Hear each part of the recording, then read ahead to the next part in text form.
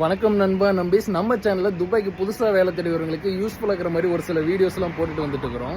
ஒரு 2 வீடியோக்கு முன்னாடி தான் துபாய்க்கு வேலை தேடி வரவங்களுக்கு வீசாக்கு எவ்வளோ செலவாகும், டிக்கெட்டுக்கு எவ்வளோ செலவாகும் அப்படிங்கிறத பற்றியெல்லாம் சொல்லியிருந்தேன். அது ரிலேட்டடாக விசிட் விசாவுக்கு ஒரு நியூ அப்டேட் ஒன்று விட்டுக்கிறாங்க. அது என்னன்னு தெரிஞ்சுக்கிறதுக்கு முன்னாடி நம்ம ப்ரொஃபைல் ஒன்று ஃபாலோ பண்ணாமல் இருந்தீங்கன்னா ஒரு ஃபாலோ பண்ணிக்கோங்க. ஃபர்ஸ்ட் அப்டேட்டாக நீங்கள் துபாய்க்கு விசிட் விசாவில் வரீங்கன்னா உங்கள் கையில் ஒரு 3000 திரம்ஸ் கேஷ் அல்லது அதுக்கு ஈக்குவலண்ட்டாக ஒரு 50,000 இந்தியன் மணி உங்கள் கிரெடிட் கார்டில் வச்சிருக்கணும்னு சொல்கிறாங்க. செகண்ட், ரிட்டன் டிக்கெட் போன வீடியோவில் சொல்லி இந்த மாதிரி டம்மியா இல்லாமல் ஒரிஜினல் ரிட்டர்ன் டிக்கெட் மேண்டேட்டரியா வேணும்னு சொல்லிக்கிறாங்க.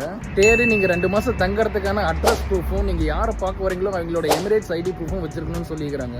இந்த கிரைட்டீரியா இல்லாதவங்கள நிறைய பேர் போர்டிங்லேயே திருப்பி அனுப்பிட்டதாகவும் ஒரு சில பேர் யூஏ வந்து இங்கே ஏர்போர்ட்லேருந்து திருப்பி அனுப்பிட்டதாகவும் சொல்கிறாங்க.